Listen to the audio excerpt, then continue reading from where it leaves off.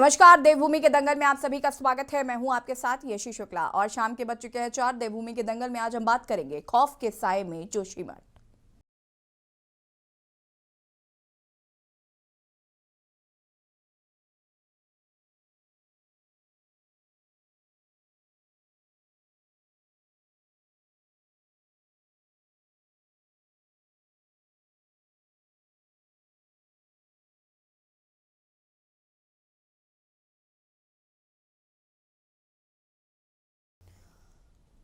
उत्तराखंड में भारत चीन सीमा से लगता हुआ जिला है चमोली। चमोली सामरिक, व्यापारिक और आध्यात्मिक दृष्टि से बेहद महत्वपूर्ण जिला है। यहां पर भारत चीन सीमा पर तैनात सैनिकों के धार्मिक और आर्थिक गतिविधियों का सबसे बड़ा केंद्र बद्रीनाथ धाम भी है। 2011 की गणना के अनुसार यहां की जनसंख्या लगभग उस वक्त 4,55,000 थी, जो बढ़कर अब दुगनी हो गई है, ऐसा अनुमान है। लेकिन कई गांव में आ गए हैं, जिससे पार पाना बेहद मुश्किल हो गया है। जिन घरों को सपनों के साथ गांव के लोगों ने बनाया था, वो घर धीरे धीरे जमीन में धंसते जा रहे हैं। पहाड़ों पर स्थित गांव दरारों में तब्दील हो रहे हैं। छोटे छोटे घर, छोटी छोटी रसोई और दुकान हैं, इतनी खतरनाक हो गई हैं कि अब लोग उनमें हाथों में हथेली रखकर रहने को मजबूर हैं। जिनके पास विकल्प है वो अपने घर छोड़ चुके हैं। इस पूरी घटना का जिम्मेदार स्थानीय लोग टर्नल पर चल रहा निर्माण कार्य को बता रहे हैं। और देवभूमि के दंगल में आज हम बात कर रहे हैं जोशीमठ की, जहां पर आपको बता दें कि लोगों के घरों में दरारें पड़नी शुरू हो गई हैं। लोग अपने आप को असुरक्षित महसूस कर रहे हैं। कई लोगों को बाहर सुरक्षित निकाल भी लिया गया है। आपको बता दें कि लोग अपने घर छोड़ चुके हैं। इस पूरी घटना का जिम्मेदार स्थानीय लोग टर्नल पर चल रहा निर्माण कार्य एनटीपीसी को आरोपित मानते हैं। साथ ही मुआवजे की धनराशि की मांग कर रहे हैं, जिसको लेकर मुख्यमंत्री पुष्कर सिंह धामी ने ज्वाल जोशीमठ जाने के साथ हर संभव मदद देने की बात कही है। चर्चा आज इसी पर करेंगे। खौफ के साए में जोशीमठ, उससे पहले रिपोर्ट।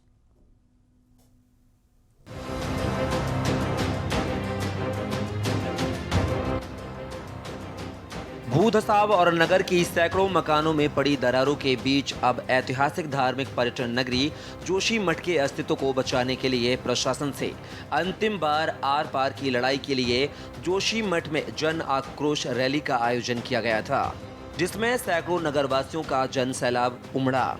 साथ ही जोशीमठ के मुख्य बाजार भी रैली के समर्थन में बंद रहे थे।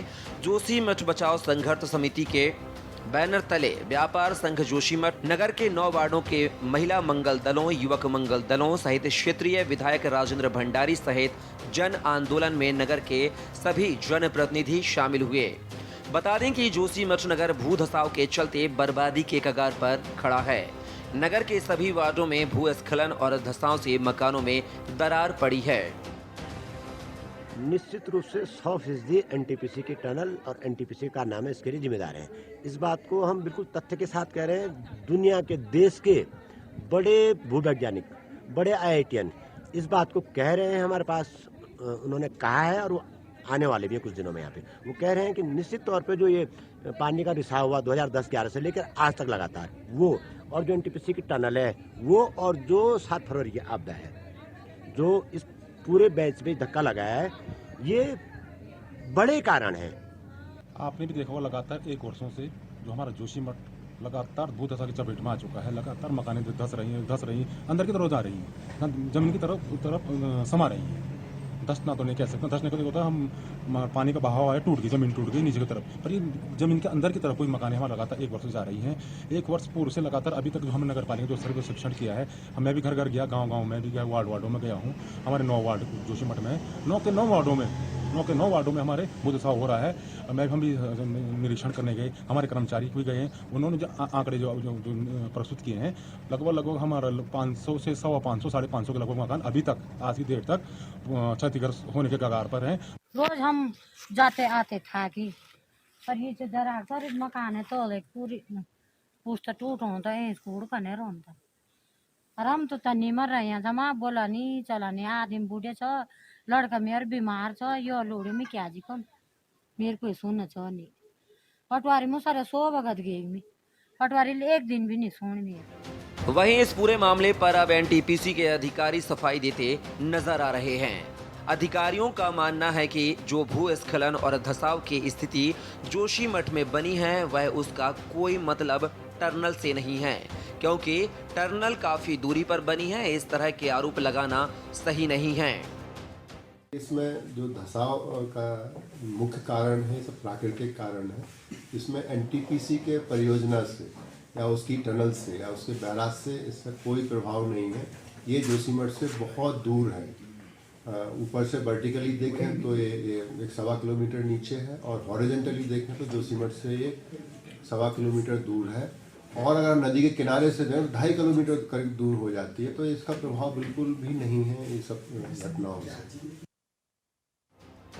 वहीं जोशीमठ की गंभीरता को देखते हुए पुष्कर सिंह धामी ने आपदा प्रबंधन विभाग सहित सभी आला अधिकारियों को इस मामले पर गंभीरता दिखाने के लिए कहा है और साथ ही खुद स्वयं जोशीमठ जाने की बात कही और वहां की जनता को हर संभव मदद देने का आश्वासन भी दिया है। लगातार समीक्षा कर रहे हैं। मैंने अभी 2 दिन पहले ही मुख्य सचिव और जो हमारे आपदा प्रबंधन विभाग के अधिकारीगण हैं उन सबसे रिपोर्ट ली है और उसके लिए जो भी जरूरत होगी उस पर हम लोग काम कर रहे हैं और जल्द ही एक दल सरकार की तरफ से वहां पर जाएगा और मैं भी स्वयं वहां जाऊंगा। आपदा प्रबंधन के अपर मुख्य कार्य अधिकारी पीयूष रौतेला ने कहा, हमारी टीम ने आज मारवाड़ी विष्णुप्रयाग से अलकनंदा नदी के कटाव और भू धसाव वाला क्षेत्र देखा है। उन्होंने कहा, अलकनंदा नदी से काफी कटाव हो रहा है, नदी का जल स्तर भी काफी बढ़ा हुआ है। उन्होंने कहा, यहाँ भी काफी भू धसाव हो रहा है। जोशीमठ शहर में निर्माण अधिक हो रहे हैं, पानी की निकासी भी सही तरीके से नहीं हो रही है। जोशीमठ शहर के आसपास काफी दरारें भी आई हैं। इसके अलावा टीम के सदस्य एटी नाला सहित आसपास के क्षेत्रों में गए। अब टीम औली और सुनील गांव जाकर वहां की स्थिति का भी स्थलीय निरीक्षण करेंगे। अगले 3 दिन तक टीम रिपोर्ट तैयार कर शासन को भेजेगी। नहीं, जैसा कि उत्तराखंड में या पहाड़ों पे ज़्यादातर हैबिटेशंस हैं वो पुराने लैंडस्लाइड पे या केवल मिट्टी के ऊपर बसे हुए हैं, ठोस चट्टानों के ऊपर कम हैं। इसी तरह जोशीमठ भी इसी तरह का स्थान है जहाँ पर काफ़ी ज़्यादा लूज डेब्री के ऊपर वो बसा हुआ है और ऐसे स्थानों पर कई बार क्या होता है कि पानी का रिसाव अगर ज़मीन के अंदर ज़्यादा हो रहा है तो उसकी वजह से जो फाइन पार्टिकल्स हैं वो क्ले के हो सकते हैं, सिल्ट हो सकती है, वो पानी के साथ बह जाते हैं और बीच में जो जगह उसकी वजह से बचती है जिसको fine washing away of fines बोलते हैं, तो उसकी वजह से ऊपर से सब्सिडेंस होता है। जोशीमठ में भी कुछ इसी तरह की प्रक्रिया चल रही है। जिस उत्तराखंड के जोशीमठ में हो रहे अत्यधिक निर्माण और बन रहे बांधों की वजह से भी गांव में यह दरारें देखने को मिल रही हैं। हालांकि रुड़की आईआईटी और देहरादून स्थित वाडिया इंस्टीट्यूट इन गांवों में जाकर कई बार रिसर्च कर चुका है और लगातार वैज्ञानिक इस पूरी बेल्ट पर अध्ययन भी कर रहे हैं। हालांकि आपको बता दें, भूकंप के लिहाज से भी जोशीमठ 5 जोन में आता है और अब तक 2011 के आंकड़ों के मुताबिक 4000 घरों में लगभग 17,000 लोग यहाँ पर निवास करते आए हैं, लेकिन अब आंकड़ा ये और बढ़ चुका है। जबकि इस क्षेत्र में मकानों के साथ साथ बांध, ट्रैफिक और दूसरी परियोजनाओं का भी बोझ लगातार देखने को मिल रहा है। अब जोशीमठ के लोगों के सामने दो मुसीबत मुँह बाएं खड़ी हुई है, जिसका सामना जोशीमठ के लोगों को लगातार करना पड़ रहा है। एक तो दरारों से आ रही ठंडी हवा से जर्जर घरों में रात बिताना, तो वहीं दूसरा उच्च हिमालय का करीबी क्षेत्र होने के कारण माइनस टेम्परेचर में रहना ये यहाँ के लोगों की मजबूरी बन चुका है। हालांकि इस पूरे मामले पर धामी सरकार ने जल्द ही जोशीमठ पहुंचकर पूरी स्थिति का जायजा लेने की बात तक कही है। देहरादून से मैं राजेश वर्मा। आपको बता दें कि इस पूरे इलाके का अध्ययन रुड़की आईआईटी और बढ़िया इंस्टीट्यूट कर रहा है।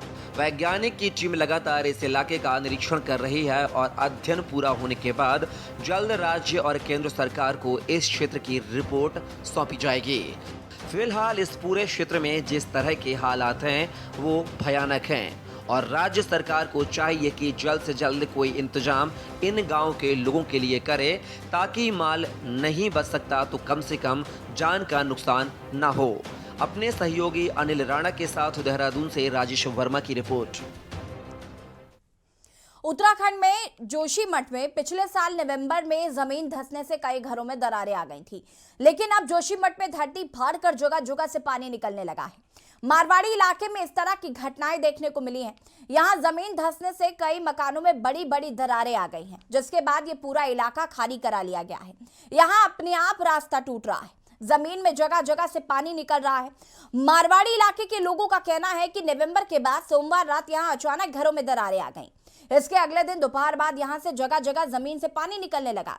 पानी को देखकर ऐसा लग रहा है कि मानो कहीं अचानक से भारी वर्षा हो रही हो। इस घटना के बाद से ही जोशीमठ में रहने वाले लोग सहमे हुए नजर आ रहे हैं। बता दें कि पिछले कई महीनों से जोशीमठ के मारवाड़ी इलाके में भूस्खलन की घटनाएं सामने आ रही थी, जिसके बाद अचानक बद्रीनाथ राष्ट्रीय राजमार्ग 58 से लगी एक कॉलोनी के दीवारों के अंदर से और जमीन के अंदर से पानी निकलने लगा। मामले की जानकारी प्रशासन को दी गई। प्रशासन ने 16 परिवारों को नगरपालिका प्राथमिक विद्यालय और अन्य जगहों पर शिफ्ट कर दिया। स्थानीय लोगों का कहना है कि जोशीमठ में दरारें पहले से देखने को मिल रही थी, लेकिन सोमवार रात को जो दरार जेपी कंपनी में आई वो बिल्कुल डराने वाली है। वहीं इस संबंध में बद्रीनाथ पूर्व धर्माधिकारी भुवन चंद्र उनियाल का कहना है कि जोशीमठ के अन्य क्षेत्रों में भी दरार का दायरा बढ़ गया है। लोग बहुत ज्यादा डरे हुए हैं, हर कोई इसे बड़ा खतरा मान रहा है और जोशीमठ को बचाने के लिए सरकार से गुजारिश लगा रहा है। बता दें कि जोशीमठ में पिछले कुछ दिनों में बहुत तेजी से नुकसान हुआ। स्थानीय लोग भी लगातार अपनी आवाज उठा रहे हैं। यह इलाका समुद्र तल से करीब 6000 फीट की ऊंचाई पर स्थित है और सिस्मिक जोन 5 में आता है।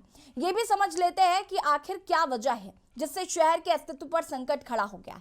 दरअसल जोशीमठ में 500 से अधिक घरों और भवनों में दरारें आई। स्थानीय लोग जोशीमठ की पहाड़ी के नीचे सुरंग से होकर गुजरने वाली एनटीपीसी के निर्माणाधीन तपोवन विष्णुघाट जल विद्युत परियोजना को भी जिम्मेदार मान रहे हैं, लेकिन शासन स्तर पर इसको दरारों का कारण नहीं माना गया है। नगर में कुछ लोग ऐसे भी हैं जो दहशत के चलते खुद ही दूसरी जगहों पर शिफ्ट हो गए हैं।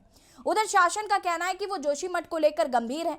अभी अधिक दरार आने वाली जगहों पर रहने वाले लोगों को शिफ्ट किया जाएगा। वहीं जल्द ही इसका पूरा प्लान बनाकर आगे की कार्रवाई की जाएगी। फिलहाल शासन स्तर पर जोशीमठ में आ रही दरारों को लेकर प्रशासन गंभीरता से इसके बारे में सोचा जा रहा है। पूरा प्लान तैयार कर लिया गया है। अभी तत्काल कुछ निर्णय भी लिए गए हैं, जिसमें होटल में यात्रियों के रुकने पर रोक लगी है। जल निकासी का प्लान तैयार किया गया है। सीवर सिस्टम का काम जल्द पूरा करना बताया गया है। शिफ्ट करने के लिए टेम्परेरी व्यवस्था जल्द से जल्द शुरू करना बताया गया है। अधिक दरारों वाले घरों में लोगों को जल्द विस्थापन कराना, निर्माण प्लान तरीके के करने की जरूरत पर विचार करने जैसे फैसले लिए गए हैं। इसके साथ ही अनियंत्रित निर्माण को लेकर जल्द बैठक करने का भी फैसला लिया गया है। 4 धामों में प्रमुख धाम बद्रीनाथ का प्रवेश द्वार कहलाता है जोशीमठ, लेकिन बद्रीनाथ के इस प्रवेश द्वार पर अब तबाही का संकट मंडरा रहा है। 500 घरों होटलों में दरारें पड़ी, जो इस बात का सबूत है कि जोशीमठ बहुत बड़े खतरे में है।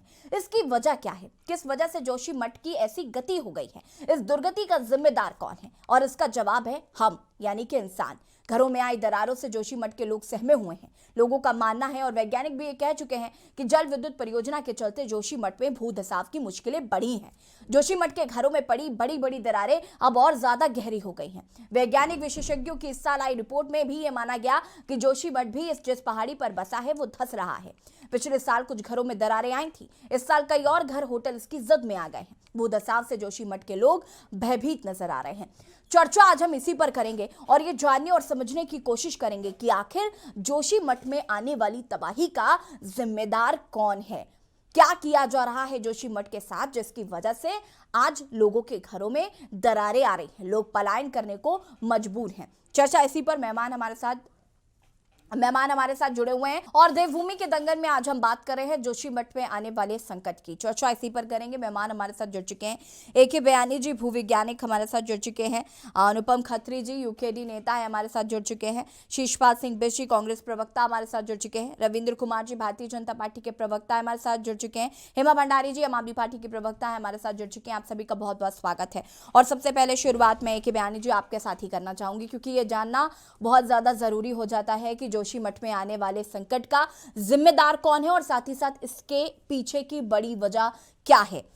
AK बयानी जी, जहाँ तक जोशीमठ संकट का सवाल है, यह कोई अप्रत्याशित हम यह नहीं कह सकते या एकाएक हुआ ऐसा नहीं कह सकते। कोई भी घटना होती तो उसके पीछे कई तत्व जिम्मेदार होते हैं जी। और जहाँ तक भूविज्ञान की बात है, मेरा ऐसा मानना है कि जोशीमठ के आसपास जो चट्टानें हैं वो काफ़ी पुरानी है और काफ़ी मजबूत भी हैं, पर जिस पे जोशीमठ बसा हुआ है वह एक पूर्व लैंडस्लाइड जोन है, जहाँ पर सन 1976 में एक मिश्रा कमीशन बैठा था और उसने सबसे पहले यहाँ पर भू धंसान की घटनाओं को आकलन किया था और उसके बाद उसने शासन को रिपोर्ट भी दी थी। तो जी। ये समझ लीजिए कि आज के करीब 46 साल पहले भी इस तरह की घटनाएं इस एरिया में हो रही थी और ये लैंडस्लाइड तो यहाँ पे काफ़ी कॉमन है ही, साथ ही साथ भूकंप भी यहाँ पे आते रहते हैं। तो अभी जो घटना हो रही है वह हो रही है पूर्व लैंडस्लाइड जोन पर, जिस पर जोशीमठ शहर बसा हुआ है। और ये जो पूर्व लैंडस्लाइड जोन होता है, जिसको हम कोलुवियल जोन कहते हैं भूवैज्ञानिक की भाषा में, यह लूज मटेरियल का बना हुआ होता है। जी। इसमें कंकड़, पत्थर, क्ले और इस तरह के पदार्थ होते हैं जो ऊपर से गिरते हैं और नीचे जाके जहाँ उनको जगह मिल जाती है वहाँ इकट्ठे होते हैं।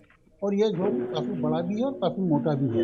अब क्योंकि इसकी संरचना ऐसी है कि इसमें कोई बाइंडिंग कैपेसिटी नहीं है, इसके ऊपर अगर निर्माण करा जाएगा तो निर्माण करने से क्या हुआ है कि जो एकाएक वेट पड़ा, इतने मकान बने, इतनी होटलें बनी, इतनी सड़कें बनी, उनका जो वेट पड़ा जी। वो इसकी कैपेसिटी जो इसके सहने की क्षमता है उससे कहीं वो क्रॉस कर गया।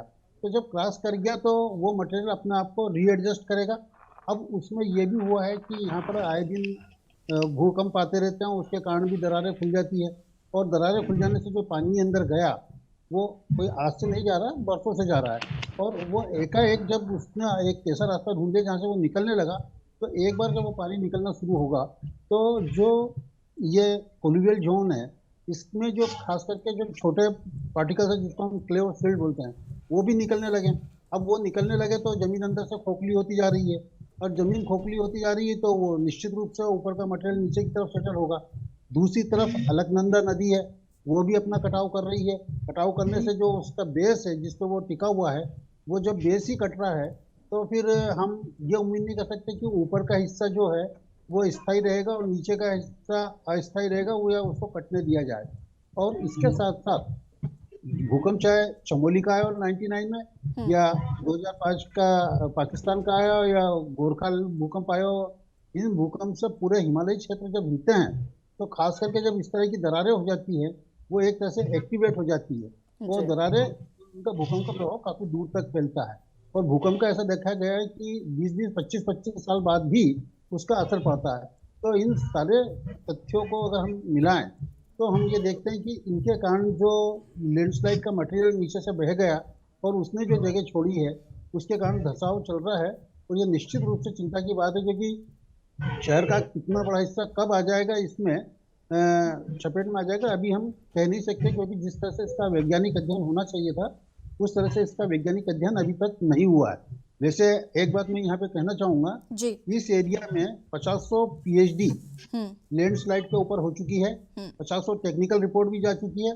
पर ये प्रॉब्लम क्यों नहीं आइडेंटिफाई हुआ, ये एक विचारणीय विषय है कि किस तरह का हम आज शोध कर रहे हैं कि जो हमको ये नहीं बता पा रहा कि भविष्य में आगे 10 साल बाद क्या होगा या 20 साल बाद क्या होगा। तो ये एक विचारणीय विषय यहाँ पे हो सकता है, पर वो एक अलग विषय है। जी। फिलहाल जो हमारी स्थिति की गंभीरता है उसको देखते हुए ऐसा लग रहा है कि राज्य सरकार को अपने जो निर्माण कार्य हैं उसके प्रति, चाहे वो सरकार करे या प्राइवेट एजेंसी करे, उसमें उस क्षेत्र की जो भूवैज्ञानिक स्थिति है या जो भूवैज्ञानिक कैपेसिटी है जिसको वह सह सकती है उसके मानक के अनुसार ही हो। उससे अधिक अगर लोड डालेंगे तो फिर ऐसी स्थिति सामने आएगी। ठीक है, कैसे देख रहे हैं, क्या कहना चाहते हैं? देखिए, हमारे बीच में एक एक्सपर्ट हैं भूवैज्ञानिक A.K. बयानी जी।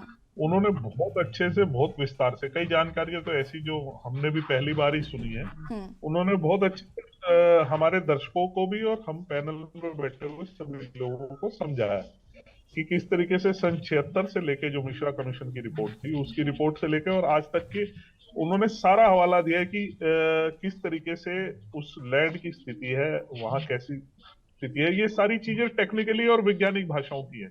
क्योंकि मैं कोई एक्सपर्ट नहीं हूँ, ज्यादा अच्छा A.K. बयानी जी ने कहा है, लेकिन चूंकि सरकार का दायित्व है इसके ऊपर कि जिन लोगों के साथ ये ऐसा नुकसान हो रहा है भू धसाव के कारण, उनको लेके माननीय मुख्यमंत्री जी ने अपना बयान दिया भी है और इसके ऊपर काम भी शुरू हो गया है। इसमें 3 दिन के अंदर रिपोर्ट भी मांगी गई है ऐसे जगहों की, ऐसे लोगों की, और होटलों में भी अभी टूरिस्ट के लिए अभी बंद कर दिए गए हैं। और वह जगह भी चिन्हित की जा रही है जहां लोगों को पुनर्स्थापित किया जा सके, जिनका जो क्षेत्रों में ज्यादा भूधसाव हो रहा है या वहां नुकसान हो सकता है कि किसी की जान को नुकसान ना हो। फर्स्ट प्रेफरेंस तो सरकार की इस तरफ है, और उसके बाद सरकार ने ये भी कहा है कि जिसका नुकसान होगा उसको आकलन करके उस हिसाब से उसके बारे में जो है वो आगे डिसीजन लेंगे।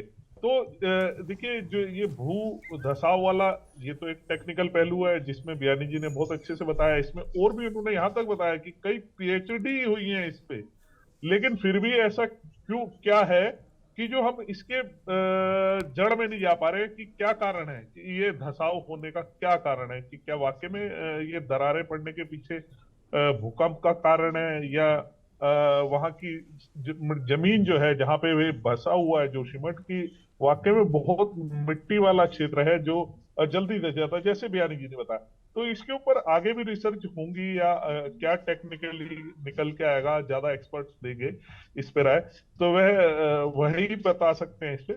लेकिन सरकार का अपना दायित्व है, सरकार जोशीमठ के लोगों के साथ है। अगर उनका ऐसा कोई नुकसान माल का होता है, कि फर्स्ट प्रेफरेंस तो मैं फिर कह रहा हूँ आपके चैनल के माध्यम से कि किसी को जान का नुकसान ना हो। ऐसी स्थिति को देखते हुए 3 दिन के अंदर जो रिपोर्ट मांगी है कि भाई ऐसी जगहों पे जहां ज्यादा जल्दी ऐसा हो सकने की संभावना है, वहां से क्षेत्रों से लोगों को निकाल के कहीं और स्थापित किया जाए, कहीं और उन्हें रुकाया जाए। फिर उसके बाद आगे की प्रक्रिया, उस पर जैसे भी लोगों को मदद हो सकती है उनके नुकसान की, वह देखी जाएगी। ठीक है, वापस आएंगे रविंद्र जी आपके पास। हमारे साथ यहाँ पर शीशपाल सिंह बिष्ट जी भी जुड़े हुए हैं। शीशपाल जी, क्या कहना चाहते हैं? अनम्यूट करें।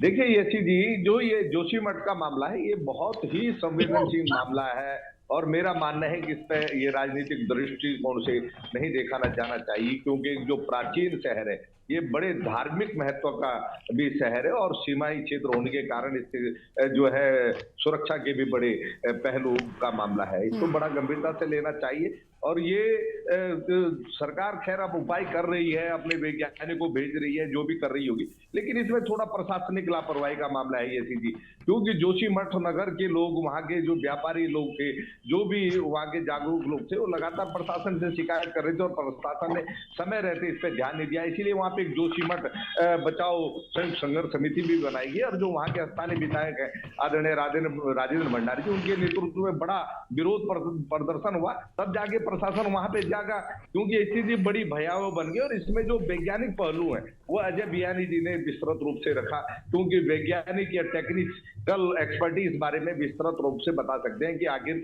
ये हो क्यों रहा है। लेकिन हमारी जो राजनीतिक दृष्टिकोण से समझ में आता है कि जो वहां के लोग हैं बेचारे, युगों से, वर्षों से वहां रह रहे हैं, उनको जान माल का नुकसान ना हो, उसके लिए सरकार चाहिए, और उनका अगर समय रहते जो विस्थापन की उनकी मांग है उसको करना चाहिए, विस्थापन उनको कर दें। और मेरे ख्याल में पूरा जोशीमठ से ओली तक का जो ये पूरा एक ही क्षेत्र है, यशी जी आप जाएंगे, बहुत महत्व का क्षेत्र है, इसको बड़ा गंभीरता से लेना चाहिए, क्योंकि ये जो अब प्रशासन वहां पे जाएगा, ये तो तब जाके जाएगा जब वहां के नगर के लोगों के भवनों में या उनकी दीवारों पे आपने देखा, जैसे आप विजुअल में भी दिखा रहे थे, दरारें आ गई। ये जब वहां पे जेपी कंपनी है जो वहां पे निर्माण कर रही है, जब उसके इंफ्रास्ट्रक्चर पे फर्क पड़ा, तब जाके वहां पर लगा कि यार ये तो बड़ा नुकसान हो गया है। जो वहां से जल के स्रोत फूट रहे हैं बड़े बड़े 6-7 जगह से, ऐसा है कि पूरे जोशीमठ नगर में ऐसा लग रहा है जैसे अभी बड़ी भयंकर बारिश हुई हो। तो ये वहां पे परमानेंट स्थिति बनी हुई, बहुत गंभीर स्थिति है। वहां पर लोग बहुत ज्यादा परेशान है। मैं क्योंकि हम पहाड़ के लोग हैं, तो हम सभी लोगों के नाते रिश्तेदारी जान पहचान होती है, तो सभी बात हो रहे हैं, लोग बड़े डरे हुए हैं। तो इसके लिए त्वरित स्तर पर जो है एक्शन लेने की जरूरत है। प्रशासन अब जाग भी रहा है, लेकिन यह है कि केवल ये न हो कि टेम्परेरी कुछ ऐसा सिस्टम बना दे कि साहब अब आगे डरने की जरूरत नहीं है। क्योंकि बयानी जी बड़ी चीजें बता रहे थे कि 25 साल पहले भी जो भूकंप आए होंगे इस हिमालयी बेल्ट में, चाहे वो पाकिस्तान में हो चाहे नेपाल तक में आया हो, वो फर्क डालते हैं। और पहले ही वैज्ञानिक और भूकंप की दृष्टि से बड़ा संवेदनशील इलाके, अब तो वहां इतने बड़ी बड़ी दरारें आ गई, इतने बड़े जल के स्रोत फूट रहे हैं, तमाम लोग दहशत में। तो मुझे लगता है कि विस्थापन के अलावा इसका कोई विकल्प होगा नहीं। उनको सुरक्षित स्थानों पर जो है विस्थापित करने के लिए सरकार को त्वरित गति से कार्रवाई करनी चाहिए। और ठीक है। यशी जी, आपको आश्चर्य होगा, आप एक रिपोर्ट इसमें दिख रहा है, केवल जोशीमठ ही नहीं, उत्तराखंड में तमाम जगह पर जो है ऐसे स्थान है जहां लोग विस्थापन की लंबे समय से मांग कर रहे हो, और प्रशासनिक एक्सपर्ट की रिपोर्ट भी है कि इनको विस्थापित किया जाना चाहिए। उन पर भी सरकार उदासीन बनी हुई है। तो समय रहते पूरे मामले को देखा जाना चाहिए, और पूरे पहाड़ की समस्या है यशी जी, तो इसको ठीक है। राजनीतिक दृष्टि ना देखे, समस्या की दृष्टि से देखे, लोगों की सुरक्षा की दृष्टि से देखे, भविष्य में जान माल का नुकसान हो, इसलिए इस पर त्वरित एक्शन लेना बहुत जरूरी है। ठीक है शिशपाल जी, वापस आऊंगी मैं आपके पास। अनुपम खत्री जी, क्या कहना चाहते हैं जोशीमठ में आए आपदा को लेकर, क्योंकि अब जैसे कि ए के बयानी जी ने बहुत सारे बिंदु यहाँ पर रखे हैं, उनको भी मद्देनजर रखते हुए क्या कहना चाहते हैं? अनुपम खत्री जी, सुन पा रहे आप मुझे? यशी जी, एक बात और कहनी थी, कह दूं? कहिए शिशपाल जी।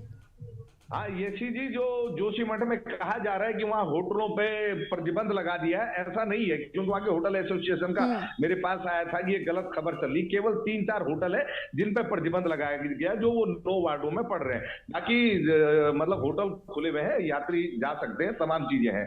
तो ये एक पैनिक अलग से क्रिएट हो रखा है, इसको भी क्लियर करने की जरूरत है। वो व्यापारी वहाँ परेशान है कि यहाँ ऐसी खबरें चल गई है कि सभी प्रतिबंध लगा दिया, ऐसा नहीं है।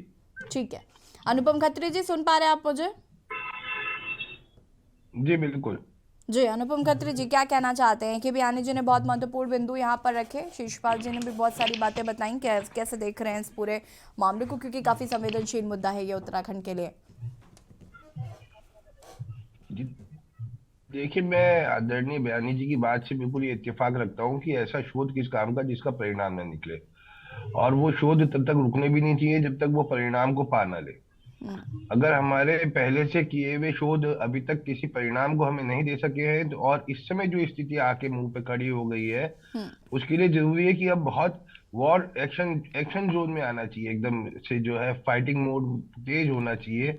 हमने रिपोर्ट मंगाई है, 3 दिन में देखेंगे, अब जाके ये बात आई है। जबकि आप ही के चैनल में काफी दिन पहले भी इसी टॉपिक पे डिबेट हुआ था, और उस समय भी बड़ा लापरवाही का बयान जो था विभागीय अधिकारियों का आया, जो अभी भी मैं देख रहा हूँ रौतेला जी कह रहे हैं कि भाई वहां पानी भर जाए, कहीं ज्यादा पानी भर जाए तो वहां पे दरारें पड़ जाती हैं, कच्चे पहाड़ होते हैं तो वो अपनी जगह लेते हैं, दबते हैं। भाई ये तो हम सब जानते हैं इस थ्योरी को, ये थ्योरी कोई नहीं छोड़ना है, लेकिन वो भरान कैसे अचानक से ज्यादा तेज हो गया? भाई जोन 5 वो है ही पहले से भूकंप क्षेत्र है ही है, भूकंप आते रहे हैं, लेकिन आज जो स्थिति आगे खड़ी हुई है, और डेवलपमेंट निरंतर हो रहे हैं, डेवलपमेंट भी बहुत जरूरी है। हम ये नहीं कह सकते कि आप डेवलपमेंट रोकिए, डेवलपमेंट भी बहुत जरूरी है, पहाड़ों में ट्रेन पहुंचना भी जरूरी है, हर सुविधाएं पहुंचनी जरूरी है, लेकिन इसके साथ साथ ये सबसे ज्यादा जरूरी है कि जान और माल की रक्षा हो। हमारे पास पहले से हमारे टेक्नीशियन इतने हाई क्वालिफाइड होने चाहिए जो पूरे क्षेत्र का आकलन सही से कर सके। अब हम बात करते हैं टनल्स बन रहे हैं, भाई बहुत दूर बन रहे हैं, नदी बीच में है, बहुत दूर है। आप एक बात बताइए, भूकंप आता है कहीं बहुत दूर, उसका कंपन कहाँ तक जाता है? कभी कोई नाप सका है? पाकिस्तान से हो तो भूकंप का असर यहाँ जाता है, हम कहते चलिए पाकिस्तान पड़ोसी है, चाइना तक के भी असर आते हैं। तो ये भूमि के अंदर कंपन कहाँ तक जाएगा, इसको कैसे नापेंगे? इसको तो जो भूवैज्ञानिक होते हैं, जो इसके टेक्निकल लोग होते हैं, एक्सपर्ट्स, वो निरंतर देखते रहते हैं। और जिस समय पे किसी इस तरह के सेंसिटिव जगहों पे डेवलपमेंट किसी भी कंट्री में होते हैं, तो वहाँ एक्सपर्ट टीम हर समय तैयार रहती है। ये नहीं कि उसने एक बार ब्लूप्रिंट बना के, जैसे मकान का नक्शा बना के ठेकेदार ने को दे दिया, उसने कहा ठेकेदार अब तू बनाता रहे, एक आर्किटेक्ट रख लेंगे, तुझे आते जाते देखता रहेगा। ऐसे थोड़ा ना होता है। ये एक बहुत बड़ा जो है निर्माण कार्य चल रहा है, इसमें पूरे पहाड़ इसके ऊपर बेस है, उसमें वहां पे रहने वाले लोगों की जान माल है। तो यहाँ पे तो हर समय ये शोध चलते रहने चाहिए थे कि भाई अगर अभी तक हमने इतने ब्लास्ट करे हैं या इतनी हमने ड्रिल करी है, तो उसका कंपन कहाँ तक जा रहा है? हम इतनी पावर से ड्रिल कर रहे हैं तो वो असर कहाँ तक दे रहा है? तो हमें उसकी पावर क्या रखनी है, हमें उसका दबाव कितना बनाए रखना है। मुझे नहीं लगता कि इस पूरे डेवलपमेंट में कहीं भी ऐसा हो रहा है, क्योंकि मैं जब भी पहाड़ों की तरफ गुजरा हूँ, मैंने जस्ट ये देखा है कि सुपरवाइजर है वहां पे और लेबर है और साइडों पे काम चल रहा है। मैंने कभी ये नहीं देखा कि कोई एक्सपर्ट टीम या वहां पे भूवैज्ञानिक लगातार लगे हुए हैं, जब वहां पे कोई कंट्रोल रूम बना, मशीनों से लगातार जमीन के बदलाव को आकलन किया जा रहा है। तो ये सिरे से सरासर एक बहुत लापरवाही से भरा हुआ काम चल रहा है, मैं तो ये कहूंगा। इसमें ठीक है। एक तरफा पूरी लापरवाही है, सीधा ऊपरी हमें दिखा दिया गया है भाई ठीक है आप विकास कर रहे हैं कि अनुपम आप जी, ट्रेन डालें। इस पर अभी हम AK बयानी जी से भी बहुत महत्वपूर्ण हमें, क्योंकि इस पर चर्चा करनी है तो उनसे भी हम इस पर जानेंगे। हेमा भंडारी जी हमारे साथ जुड़ी हुई हैं। हेमा भंडारी जी, क्या कहना है? हेमा भंडारी जी, वापस मैं आपके पास आऊंगी। हमारे साथ माफ कीजिएगा, पर्यावरणविद अनिल जोशी जी ने इस पूरे मामले पर क्या कहा है वो पहले दर्शकों को सुना देते हैं, उसके बाद हेमा भंडारी जी आपका रुख करेंगे। अणमठ, पैनी, जोशीमठ, ये वो तमाम इलाका है जो आज हमारे सामने बड़ा साफ होकर आ चुका कि ये धंस रहा है। लेकिन मैं व्यक्तिगत रूप से भी आपको बता दूं, आज से 20 साल पहले मैंने स्वयं पैनी और अणमठ में ये देखा था कि वहाँ पे धंस रहा था। और ये धसावट के पीछे अगर हम देखें तो 2-3 बड़े कारण हैं। ये पूरा वो इलाका है जहाँ हमने बड़ा एग्रेसिव डेवलपमेंट के काम किए हैं। मगर अगर हम इसका रिव्यू कर लें पिछले 2-3 दशकों में, चाहे वहाँ पे आर्मी है, चाहे वहाँ पे BRO का ऑफिस हो, या उसके बाद हाइड्रो पावर स्टेशंस जो हमने लगातार बनाने की कोशिश की है, इन तमाम इलाकों में हेलंग से और जोशीमठ तक हमने हैवी कंस्ट्रक्शंस किए हैं। एक बड़ी बात। दूसरी बड़ी बात यह है कि किसी भी नदी का एक व्यवहार होता है कि वो नीचे से टोक काटती है, और ये वो इलाका है जहाँ अक्सर पानी बहुत तेज़ों से आता भी है, बाढ़ के रूप में भी आता है, हर रूप में आता है। ऐसे में स्वतः जब टोक कटेगी तो ऊपर का नीचे आएगा, और वो इतना ज़्यादा बड़ा मास है कि अगर आगे आप जोशीमठ की ऊंचाई में नीचे नदी को देखेंगे तो आपको लगेगा ये 300, 200, 300, 400 मीटर का अंतर है। और ऐसे अंतर में जब इतना बड़ा मास जुड़ा हो और उसमें हैवी कंस्ट्रक्शन हो रहा हो, सड़कें बन रही हैं, उसका धसाव स्वतः है। तो इस समय ये वो पूरा इलाका इसी परिस्थिति से गुजर रहा है। शायद बड़ी आवश्यकता एक बड़े गंभीरता से उस पूरे क्षेत्र के पारिस्थितिकी आकलन की है। एक, वहाँ के लोगों के वर्तमान स्थिति को देखते हुए जो भी निर्णय अनुकूल सरकार को लगता है उनको वहाँ से किसी और जगह स्थापित करने का, उसका जैसा निर्णय होना चाहिए। लेकिन जो सबसे बड़ी बात है कि वहाँ पे पारिस्थितिकी संतुलन बनाने के लिए ऐसे कौन से कदम उठाए जाने चाहिए, इस पर सरकार को गंभीरता से चर्चा करनी ही चाहिए। और यहाँ पर हम मशहूर पद्मश्री अनिल जोशी जी को सुन रहे थे, जो कि पर्यावरणविद है। उन्होंने कई कारण बताए हैं इस जोशीमठ में आने वाले संकट को लेकर। उन्होंने बताया कि कैसे वहाँ पर बहुत तेज़ी से काम चल रहा है और तमाम चीज़ें उन्होंने बताई। और देखिए, कहीं ना कहीं हम सभी ये बात जानते हैं कि प्रकृति के साथ खिलवाड़ करेंगे तो प्रकृति अपना रौद्र रूप धारण करती है, और ये समय समय पर हम उत्तराखंड में देखते आए हैं। हेमा भंडारी जी क्या कहना चाहती हैं? उसके बाद मैं वापस आऊँगी आपके पास AK बयानी जी। देखिए यशी जी, अब पछताए होत क्या जब चिड़िया चुग गई खेत। और आदि गुरु शंकराचार्य की जो तपो स्थली है जोशीमठ, आज उसके अस्तित्व को आज की बात नहीं है, पिछले 1 साल से लगातार खतरा मंडरा रहा है। और 600 से अधिक घर जो है कि दीवारों पे दरारें पड़ चुकी हैं। और भू धसाव के बाद अब जल रिसाव, जैसे आप भी दिखा रहे हैं, जल रिसाव से लोग जो है वहां के त्राहीमाम कर रहे हैं। और हार्ड को इस समय देखिए कंपकपी सी जो ठंड हो रही है, ऐसे में लोग अपने लिए आसरा ढूंढ रहे हैं। और सरकार एक मूक दर्शक होके बैठी हुई है कि हम सोच रहे हैं। आखिर किस बात का इंतजार कर रही है सरकार?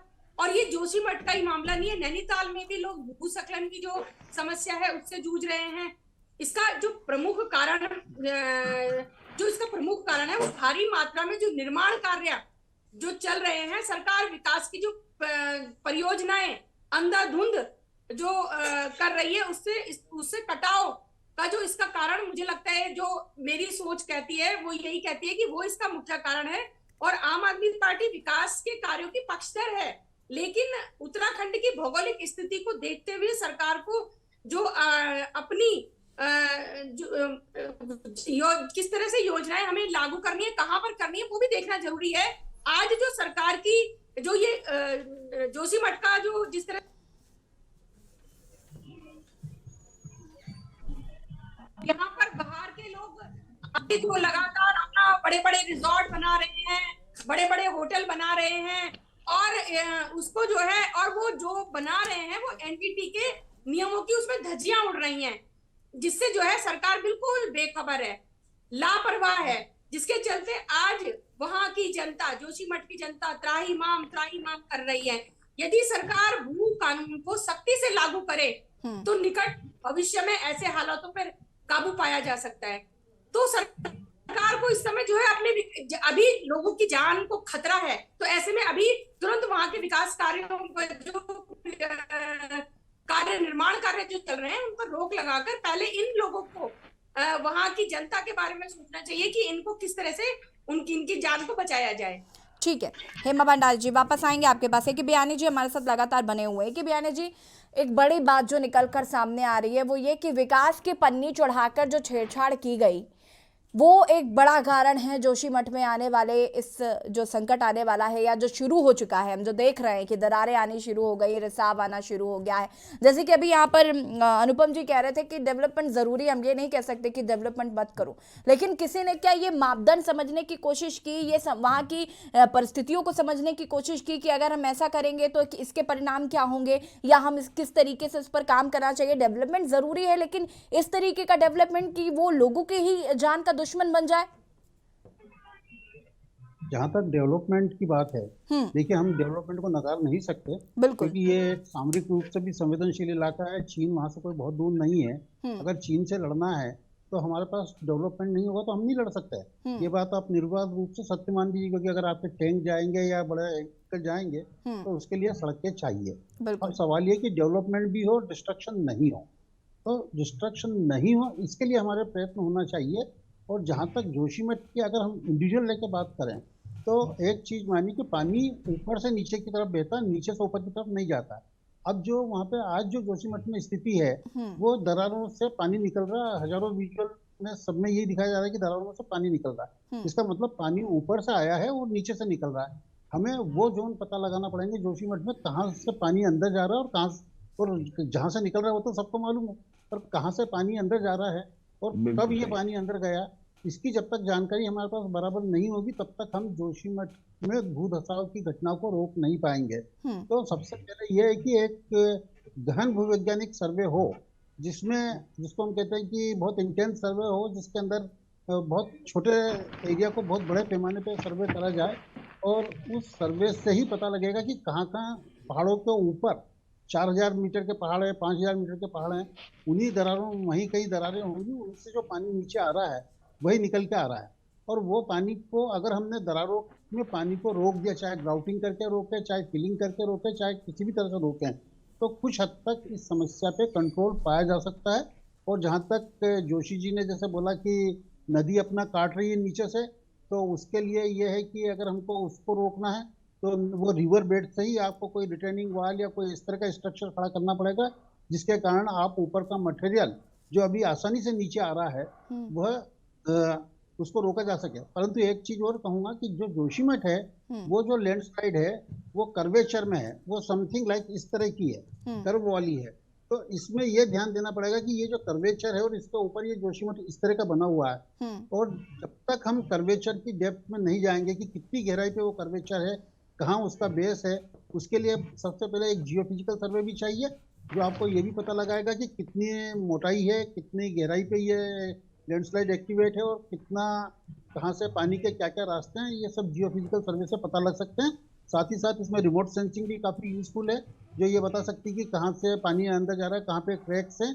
और साथ ही साथ वहाँ के जो मौसम के आंकड़े हैं कि जैसे अभी बरसात होना चाहिए पर बरसात नहीं हो रही, पर फिर भी पानी निकल रहा है, तो इसका मतलब कहीं ना कहीं जमीन के अंदर पानी स्टोर्ड है और वही पानी निकल रहा है। और ये बात मान के निश्चित रूप से मान के चलिए कि नीचे का पानी ऊपर नहीं जा रहा है, ऊपर का ही पानी नीचे आ रहा है। तो इस तरह के जो जहाँ पे जल भंडारण चाहे जमीन के ऊपर हुआ चाहे जमीन के अंदर हुआ, उनकी पहचान आज की तारीख में बहुत ज्यादा जरूरी हो गई। वो जियोफिजिकल सर्वे से ही हो सकता है, सिंपल जियोलॉजिकल सर्वे जो ऊपर ऊपर करते हैं उससे नहीं होगा। तो इन सारी चीजों का ध्यान रखना पड़ेगा हमको। और साथ ही तो एक ऐसा भी देखा गया विशेषज्ञों की रिपोर्ट में कि हमने जो स्थानीय नदी नाले उनका रुख मोड़ दिया है, तो स्थानीय नदी नाले का रुख मुड़ जाता है तो उसके कारण भी के अंदर पानी जाना शुरू हो जाता है। तो उसको भी ध्यान रखना पड़ेगा, उनको पुनर्जीवित करने की जरूरत है। मैं यही कहना चाहूंगा कि हमें इस पे व्यापक दृष्टिकोण रख के ही हम इस पे विचार करें और उसके बाद तुरंत हम इस दिशा में कदम बढ़ाएं ताकि हम सही कारणों का पता लगा सके, और सही कारण पता लगेंगे तो फिर सही निदान भी हो पाएगा।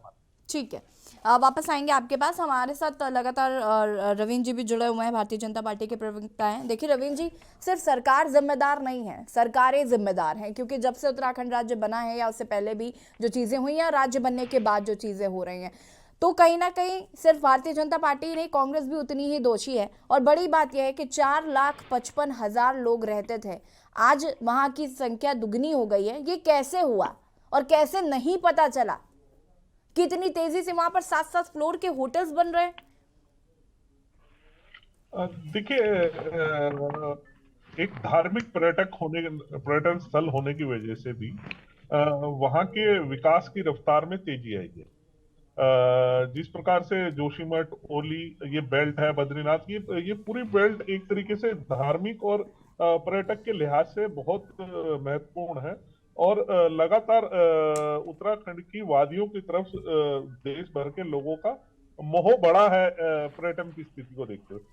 तो एक कारण ये भी है कि होटल वगैरह वहाँ निर्माण हुए हैं, वहाँ पे रिसोर्ट वगैरह का निर्माण हुए। तो देखिए, विकास होना तो कहीं से कहीं तक भी किसी भी सूरत में गलत नहीं है। अगर विकास होता है, मान लो कोई बाहर की कंपनी आके कोई काम कर रही है, तो उसका फायदा कहीं ना कहीं स्थानीय लोगों को भी और प्रदेश में। डेवलपमेंट गलत नहीं है, ये तो हम कह ही रहे हैं कि डेवलपमेंट को भी, यहाँ पर भूवैज्ञानिक हमारे साथ जुड़े हुए हैं बयानी जी, वो भी इस बात को कह रहे हैं कि हम डेवलपमेंट ना हो ऐसा तो नहीं कह सकते, लेकिन वो जो मानक होते हैं, जो मापदंड होते हैं, उन्हें तो तय करना पड़ेगा ना, कि हम किसी तरीके से नुकसान ना पहुंचाएं प्रकृति को। ये जी देखिए, ना तो आपको इन मानकों के बारे में पता है, ना मुझे पता है, ना मेरे ख्याल से पैनलिस्ट है बयानी जी को छोड़ के किसी को पता है। और मेरे ख्याल से ये कहना बड़ा आसान काम होता है। देखिए, जिस प्रकार से अनुपम खत्री जी ने, बड़े सम्मानित हमारे प्रवक्ता है, पूर्व में पत्रकार भी रहे हैं राजनीति में आने से पहले, पता है बड़े ज्ञानी भी। तो लेकिन देखिए, उन्होंने बड़े सरलता से ना एक ठेकेदार और एक मकान को दिखा दिया वो डेवलप का हिस्सा, कि मैं वहां गया, मुझे कोई दिखा नहीं। अरे भाई, इतने बड़े उसी तरीके से काम कर रहे हैं सर, उसी तरीके से काम कर रहे हैं आप लोग। मैं आपके बीच में नहीं बोला, आप जब बोल रहे थे मैंने बिल्कुल डिस्टर्ब नहीं किया। सॉरी, बोलिए। तो आपने, खत्री जी ने जिस प्रकार से एक छोटे से मकान का उदाहरण देके इतने बड़े डेवलपमेंट को उसके बराबर खड़ा कर दिया कि मैं वहां जाता हूं, मजदूर दिखाई देते हैं, वहां कोई बड़ा इंजीनियर। तो देखिए, कोई भी निर्माण हो आज की डेट में, और कम से कम पहाड़ में जो लार्ज स्केल पे अगर हो रहा है, या सड़क बन रही है, या कोई सरकारी एनटीपीसी का हो रहा हो, या और किसी कंपनी का हो रहा हो, तो कोई भी ऐसा नहीं है कि भू रिपोर्ट ना लाई जाए। सबकी भू रिपोर्ट बयानी जी है, ये बता देंगे आपको। भाई, छोटे मोटे मकान की तो मैं कहता नहीं कि छोटा मकान है, उसके लिए भी हालांकि ऑथेंटिकेट तरीके से कहा जाता है, लेकिन बड़े स्तर पर निर्माण होने के लिए बड़ी रिपोर्टें होती हैं। पूरा लैंड का स्ट्रक्चर, उसकी कैसी, कितना कैपेसिटी है, कितना मंजिला बन सकता है, कितना उसको नीचे गहराई में पिलर लेकर आना है, कितना दबाव देना है, ये सारी चीजें। ठीक है, अभी शीशपाल जी एक बात कह रहे थे कि विस्थापन को लेकर लोग परेशान हो रहे हैं, ऐसे में सरकार क्या कर रही है ऐसे लोगों के लिए? ये जवाब तो होगा ना आपके पास? नहीं, देखिए विस्थापन, ये मेरे समझ में नहीं आ रहा है ये किस प्रकार से। ये तो ये कह रहे हैं कि पूरे के पूरे लोगों को विस्थापित करें। देखिए, एक जोन है, एक पर्टिकुलर जगह है जहां पे ये हुआ है। और शीशपाल जी ने बड़ी अच्छी बात लास्ट में ये भी कही थी कि पूरे क्षेत्र में लोगों को मना ही नहीं है वहां जाने के, रोक नहीं है। वहां कुछ क्षेत्र है जहां पे सरकार ने भी मना किया पर्यटक के लिए, और वो उसकी दृष्टि से होटल भी बंद किए, लेकिन पूरे क्षेत्र में नहीं है ऐसा। क्योंकि ये ऐसी खबरें भी आ रही है, इस लिहाज से वहां पे जो होटल स्वामी है या वो अपना व्यवसाय करे बैठे, उनके रोजगार पे फर्क पड़ रहा है। तो ये पूरा क्षेत्र डिस्टर्ब नहीं है। कुछ एक क्षेत्र है जहां पे ये बड़े स्केल में ऐसे भूदशा हो रहे हैं, उसको चिन्हीकरण के लिए 3 दिन का समय लिया है। उसमें बड़े बड़े एक्सपर्ट हैं देश भर के। अनुपम जी, आप कुछ कहना चाहते हैं? प्लीज कम शब्दों में अपनी बात को पूरा करिएगा, उसके बाद एक बयानी जी अंतिम प्रतिक्रिया आपकी। जी बिल्कुल, बयानी जी की मैं बातों को सुन रहा था, जिस तरह से उन्होंने वो सब आवश्यकताएं बताई कि इसमें ये रिपोर्ट होनी चाहिए, इस तरह से जड़ को ढूंढना चाहिए। मैं भी हमेशा ये कहता हूँ कि बीमारी तब दूर होगी जब जड़ ढूंढा जाए। जोशीमठ ऐसे कर्व है, उसकी गहराई कहाँ तक है, कहाँ पे वो पानी भर रहा है, कैसे वो पानी प्रेशर से उठ रहा है। इसीलिए मैंने, मेरे आदरणीय रवि भाई, आपको बोलूं कि मैंने इतने बड़े डेवलपमेंट को एक मकान से तोला, क्योंकि आपका जो काम करने का तरीका चल रहा है, आपका या सरकारों का, वो वैसा ही चल रहा है कि एक बार पहले भू सर्वेक्षण कर लिया, एक बार पहले रिपोर्ट बना ली और उसका एक प्लान बना लिया और फिर दे दिया टेंडर और कर दिया काम शुरू। लेकिन वो ये भूल गई है सरकारें कि ये सेंसिटिव जोन है, ये लगातार अपनी स्थितियां, भौगोलिक स्थितियां, अपना रूप, अपना रंग बदलते हैं। ठीक है अनुपम जी, चूंकि वक्त की हमारे पास कमी है, एके बियानी जी अंतिम प्रतिक्रिया मुझे आपकी लेनी थी। प्लीज चंद शब्दों में प्लीज अपनी बात को पूरा करिए कि कैसे जोशीमठ पे आने वाले संकट को रोका जा सकता है, उसके लिए अहम बिंदु क्या है, बहुत कम शब्दों में प्लीज। के लिए अहम बिंदु 2-3 है। सबसे पहले तो उन जगहों का पता लगाया जाए जहाँ से दरारों से पानी अंदर जा रहा है, और दरारें जिन जगह पे चिन्हित की जाएगी उसके लिए वहाँ पे फिलिंग क्या करेंगे ताकि दरारों के अंदर पानी नहीं घुसे, उसको रोकना बहुत जरूरी है। अगर एक बार आपने पानी रोक दिया तो फिर जमीन का कटाव अंदर ही अंदर जो हो रहा है, जिसमें हम क्ले देखते निकलते आ रही है, वो क्ले निकलना बंद हो जाएगी, तो फिर जो धंसाव वाली स्थिति है वो काफी हद तक नियंत्रण में आ जाएगी। और साथ ही साथ जो पुराने नदी नाले हैं उनको पुनर्जीवित करना भी जरूरी, ताकि वो पानी जो सुगमता से पहले बहता था वो अब सुगमता से बहे। और तीसरी सबसे जरूरी चीज ये हो गई, क्योंकि अब ये एक डेंजर जोन खड़ा हो गया है, तो हम वहाँ की एरिया की बीरिंग कैपेसिटी निकालें कि वो कितने मंजिल की इमारत या कैसी सड़क या कैसा स्ट्रक्चर वो सह सकता है, उस लिमिट को हम, सेफ्टी लिमिट को हम क्रॉस नहीं करें, यही मैं कहना चाहूंगा। अगर सेफ्टी लिमिट क्रॉस करेंगे तो फिर ये आपको प्रॉब्लम झेलना पड़ेगा। ये सारे प्रॉब्लम सेफ्टी लिमिट क्रॉस करने से हो रहे हैं और किसी कारण से नहीं हो रहे। जी, आप सभी का बहुत बहुत शुक्रिया चर्चा में शामिल होने के लिए। और जोशीमठ पर आज हम बात कर रहे थे, खौफ के साए में जोशीमठ। आपको बता दें कि जोशीमठ में कुछ मकान ऐसे हैं जहां पर दरारें आनी शुरू हो गई है, भूधसाव शुरू हो गया है और जगह जगह से पानी रस रहा है। तो ये कहीं ना कहीं आने वाले संकट की एक बड़ी चेतावनी से कह सकते हैं जो नजर आ रही है। कई लोगों को शिफ्ट भी कर दिया गया है अलग अलग जगहों पर, लेकिन ये जानना और समझना बहुत जरूरी था कि आखिर जोशीमठ में ये जो आपदा आने वाली है या ये जो शुरू हुआ है ये क्यों हो रहा है और क्या कारण है इसके पीछे। तो कहीं ना कहीं डेवलपमेंट जिस तरीके से हो रहा है, जिस स्पीड के साथ हो रहा है, या बहुत सारे घर यहाँ पर बन गए हैं, होटल जो बहुत तादाद में बनाए गए, कहीं ना कहीं ये एक बड़ा कारण है जोशीमठ में आने वाले जो संकट आने वाला है उसको लेकर। लेकिन जो प्रमुख बिंदु है वो यहाँ पर एके बियानी जी ने बताया कि किस तरीके से हमें काम करना है उस पर और किस तरीके से तमाम जानकारियां भी फिलहाल इसको लेकर जुटानी है। देवभूमि के दंगल में फिलहाल इतना ही। देखते रहिए के न्यूज़ ज़रिया। नमस्कार।